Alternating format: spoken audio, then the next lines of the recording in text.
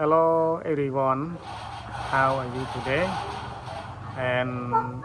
teacher is fine. ថ្ងៃនេះគឺលោកគ្រូមានចំណេះដឹងពិសេសមួយសម្រាប់បងប្អូនទាំងអស់គ្នាគឺបងប្អូនទាំងអស់គ្នាអាចរៀនតាម YouTube បានជាមួយលោកគ្រូគឺយើងរៀនថ្ងៃនេះគឺចាប់ដើមពីជំពូកទី1នៃសៀវភៅថ្នាក់ទី4ភាសាអង់គ្លេសគឺថ្ងៃនេះគឺជាការចាប់ដើមដំបូងនៃមេរៀនភាសាអង់គ្លេសរបស់យើងគឺថ្ងៃនេះគឺយើងរៀនអំពី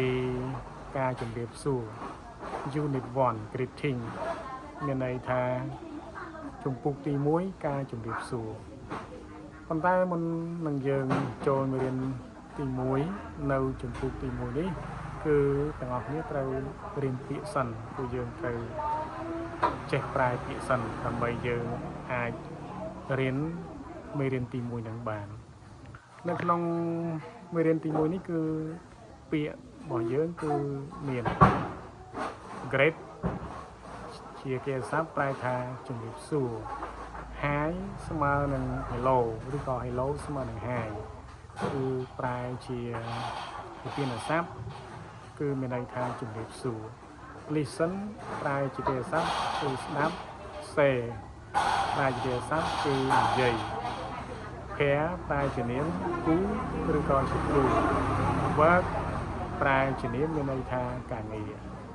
បាទអញ្ចឹងគឺយើងត្រូវសិក្សាពាក្យនឹងសិនមុនពេល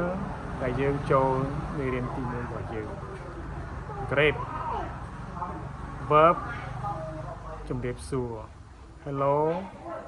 Hi ជំរាបសួរ Listen ស្ដាប់ Say និយាយ Pair គូឬក៏ជាគ្រូ Work ការងារ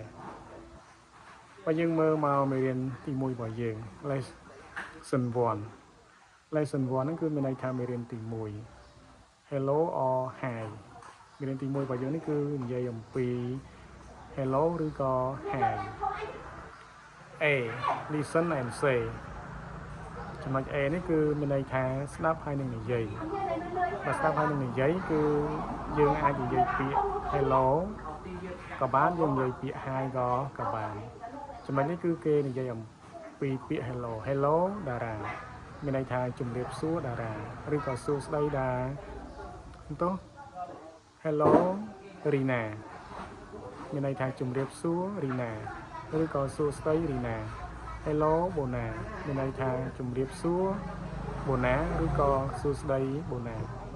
ចំណុច B pair work ការងារជាគូការងារជាគូ Say hello or hi to your work Say hello or hi to your friends គឺមានន័យថានិយាយពាក្យ hello ឬក៏ hi ទៅកាន់មិត្តភក្តិរបស់អ្នកយើងនិយាយពាក្យ hello ក៏បានយើងនិយាយពាក្យ hi ក៏បាន hello តារាឬក៏ hi តារាបាទមេរៀននេះគឺគេឲ្យយើងស្គាល់អំពីការជម្រាបសួរគឺយើងប្រើ hello ក៏បានយើងប្រើ hi ក៏បានដែរដល់មេរៀនរបស់យើងតែហ្នឹងគឺសុំស្លេះប៉ុណ្ណឹងសិនបងប្អូនគ្នាចាំជួបគ្នានៅវីដេអូក្រោយទៀត Goodbye everyone see you later good luck everyone